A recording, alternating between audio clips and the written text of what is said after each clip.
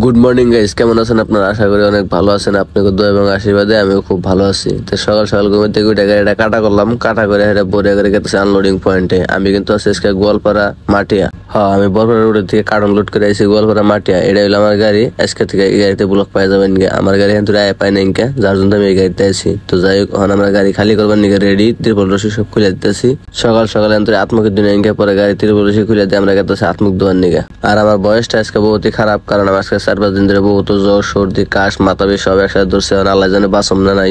অসুখ থাকলে কি হবো তা অনেক ভিডিও দেওয়ার চেষ্টা করতেছি, খালি আপনারা সাপোর্ট করেন জানি অনেক রেগুলার ভিডিও আপলোড হয়ে থাকবো। তো ইস্তেবেলে আত্মসাত্মক দিয়ে আমরা ফ্রেশ হইতেছি। মেলা ধরে এখন আগে গাড়ি থুয়েছি মোটামুটি 300 মিটার ফাঁকে। তারপরে গেতেছি আমি বিনিরে থুয়ে বাজার মিহি কিছু খাবার নিগে আর কিছু নিয়ে আবার নিগে। আমার ইস্তেবেলে ভিতরে কোনো হোটেল সোটেল নাই, কোনো চার দোকান নাই। পরে আই ফেললাম আমি বাজার মিহি। ফার্স্টে বাজারে খাইতেছি আমি দুনিয়া সব থেকে সুখা বস্তু যেটা আমি বহুত ভালো পাই।